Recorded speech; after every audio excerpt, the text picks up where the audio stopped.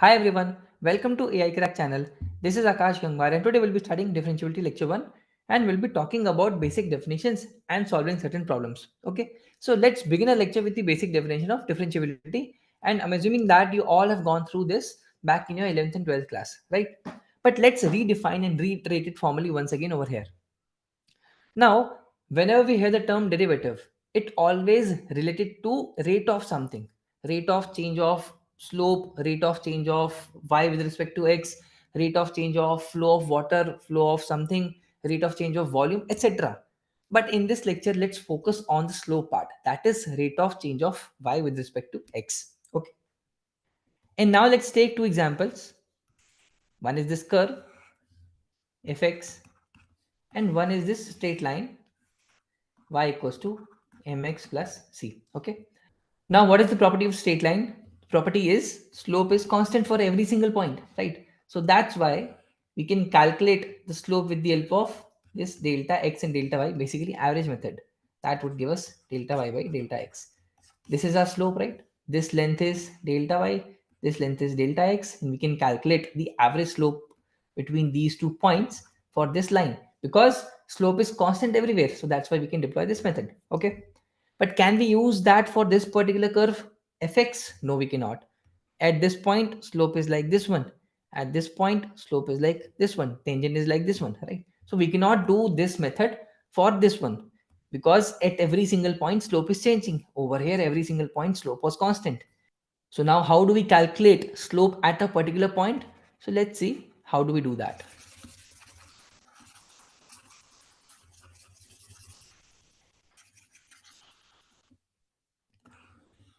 So we have this curve once again, and now we have taken 2 points. This point is A and this point is B over here. For this coordinate, x coordinate is A, for this x coordinate is small b. Okay. So since this function is fx, this value would be f of A and this value would be f of b, right? Now we have to find out the average slope of this secant AB. What we are doing, we are finding average slope for the secant AB. For average, we can do the previous method which we used in straight lines, right? That was delta y by delta x, right? So slope would be delta y by delta x. Now over here, delta y would be fb minus fa and delta x would be b minus a. Now this is the average slope of this secant. Now what if I take this point b towards over here? Okay. Now our secant looks like this one. Now what if I move it further towards a? Let's say I keep it over here. This looks like this one. So you can see that it is becoming closer to tangent at point A. As b is approaching towards a, this secant is becoming closer to tangent at a, right? We cannot definitely merge it with a only. We can keep it at such a point over here that distance between a and b is infinitesimally small, right? And now that distance between a and b has become so small, we have to use the limit concept to find out the slope at point a, because they cannot meet, they cannot merge, but we have to find out the limiting value. What if they had merged, then what would have been the slope? So for that, what we have to do, we have to use the limit concept, right? So that's why we have studied limit earlier and not differentiability. Okay. And now let's see how do we do that. So let's draw the curve once again. So this point is A and this point is B, which is very close. I'm not showing it to be close, but it's actually very close. Okay. So if point A is having x coordinate as A, and if A and B are infinitesimally very close, okay, in that case, this point should be A plus H, right? Makes sense. And this point is f of A. So this point would be f of A plus H, right? Makes sense. Now slope would be f of a plus h minus f of a plus h minus fa divided by a plus h minus a. That becomes h only, right? Now if you want to find out the limiting value, we have to apply limit h approaches 0 so that we can find out the slope at a, right? Limiting value. So this becomes our derivative formula. Okay. Now, important thing over here is we approached from right side over here. We approached, basically we moved point B from right side towards a, right? So this is called as right hand derivative, okay? Or also you can say that it is f dash a plus, okay, on the right side. Now similarly, if point B was on the left side, in that case we would have approached from left side. That would have given us left hand derivative. That would have meant f dash a minus, okay? Now that formula would be a little different. That formula would look like this one. So right hand derivative is f dash a plus equals to limit h approaches 0 f of a plus h minus fa divided by h, and left hand derivative would be f dash a minus limit h approaches 0 f of f a minus h minus fa divided by minus h. Okay, so you have to remember these two formulas over here. And now let's talk about existence of derivative. So just like limits, we say that right hand derivative RHD, left hand derivative LHD equals to some finite value. In that case, we say derivative is existing, right? Now, geometrically speaking, for a particular function at a particular point, we always have a unique tangent, right? Agreed with that? Now let's take one more function. This is a straight line. This is a straight line. We have a discontinuity over here, open circle and closed circle. Okay, let's say this point is A. So this is our a plus h. This is our a minus h. Slope for this straight line is 1. Slope for this straight line is 1. So we can say that this derivative is existing basically on the left hand side. Right hand side derivative is also existing, that is equals to 1, and it's also finite. So based on this basic definition, we can say that derivative is existing. But that's not true because we are getting two tangents. So at this particular point, we are getting one tangent over here and one tangent over here. It's not giving us unique tangent. So we understand that geometrically we're not getting a unique tangent over here. So how do we do that mathematically? We say that the basic condition for derivative to exist is the function should be continuous. Over here function is not continuous. So before this particular condition, function should always be continuous. Only in that case we apply this condition. If function is discontinuous, it's straight away non-derivable at that point. Okay, so before applying this condition, RHD equals to LHD equals to some finite value, you have to check if the function is continuous or not. If function is discontinuous, it's straight away non-derivable at a particular point.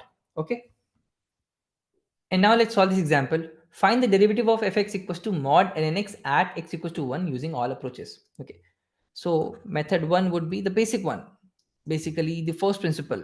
So we have to calculate f dash 1 plus and f dash 1 minus. Okay, so f dash 1 plus would be limit h approaches 0 f of 1 plus h, that would be modulus of ln 1 plus h, right? Minus f of 1, that would be modulus of ln 1.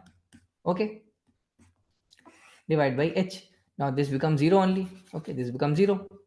So this becomes modulus of ln plus h, ln 1 plus h. Now 1 plus h is something positive.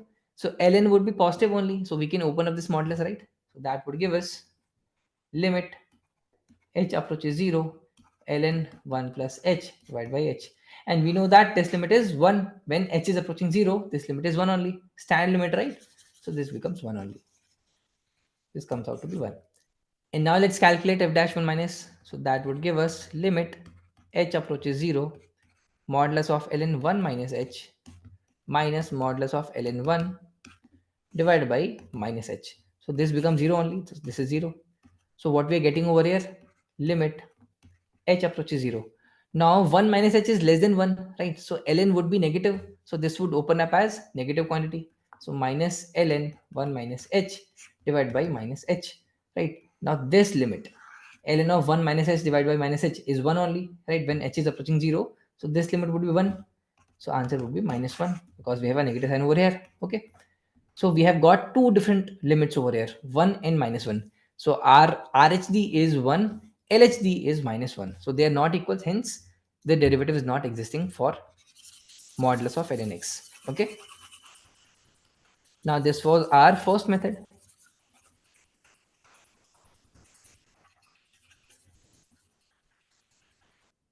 And now for the second method, we have to convert this function fx equals to modulus ln x into two parts, basically opening up this modulus. It would open either as positive or negative, right? So for this one, x would be greater than or equals to 1, and for this one, x less than 1 and greater than 0, right? Now if you want to find out the derivative, we have to just differentiate these functions individually. So that would be 1 upon x and minus 1 upon x. X greater than equals to 1, x less than 1, greater than 0, right? Now, when we have to find out right hand derivative over here, that would mean we have to refer to this particular derivative. Why? Because this is x greater than equals to 1 and we have to calculate at x equals to 1. So on the right side, we have to refer to this function. On the left side, we have to refer to this function. Okay. So right hand derivative would be 1 upon 1 only, that is 1. And left hand derivative would be minus 1 upon 1, that is minus 1. So they are not equal. So that's why derivative doesn't exist for x equals to 1. Okay. And now the third method is the graphical method, which is going to tell us if derivative is existing or not, but we're not going to calculate RSD and LSD. Okay. So let's see how it goes. We have to plot modulus of ln x. We know that ln x looks like this. Okay. This is the graph of ln x. Now, if you want to take modulus of this one, we have to convert this negative into positive, right? For that, we have to use that mirror image concept, right? We have to place a mirror over here and take an image of this particular curve, negative curve, okay? Now, this becomes modulus of ln x, okay? Now, this particular curve, this becomes modulus of ln x, okay?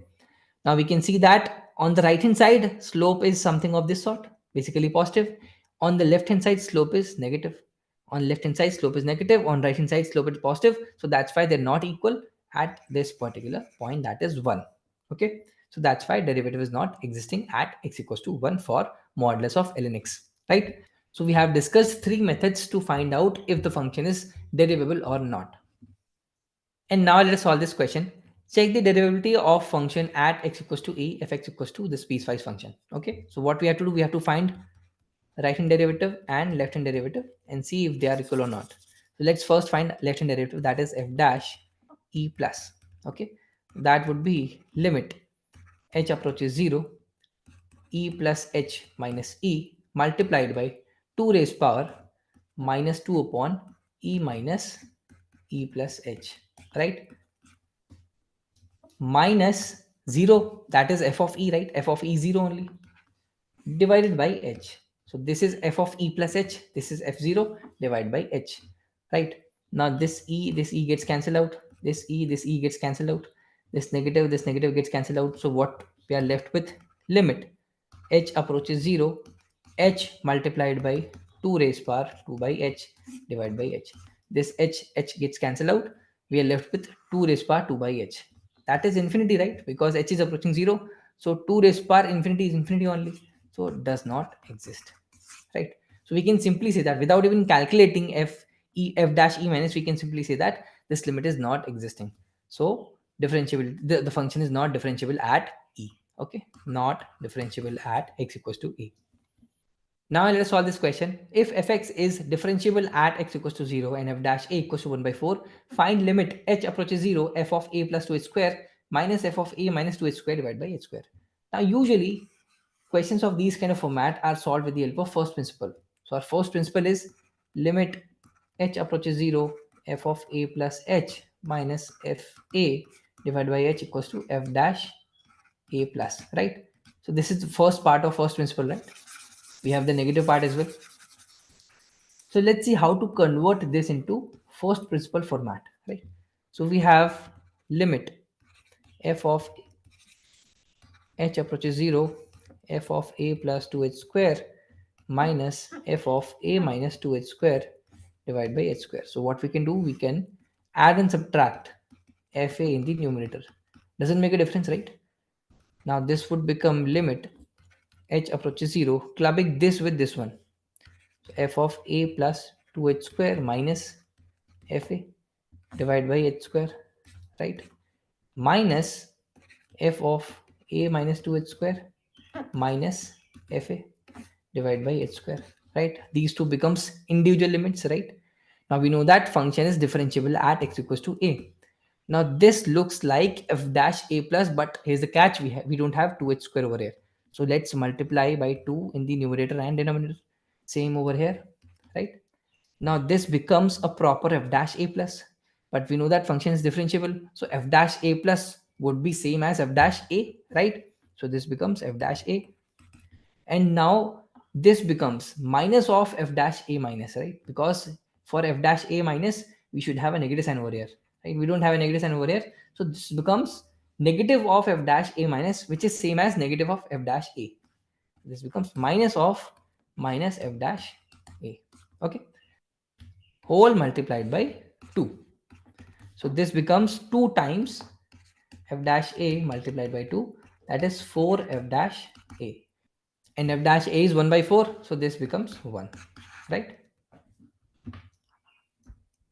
And now let us talk about the last topic of today's lecture, that is reasons for non-differentiability.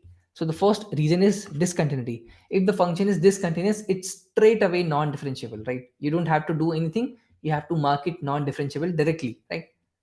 Second point is sharp turning points. So we saw that in the example of modulus of ln x. So it looked like something of this sort. So this was a sharp turn in the function. If that is the case, we can say that function is non-differentiable at that point, right? Modulus x function, modulus x looks like this one, right?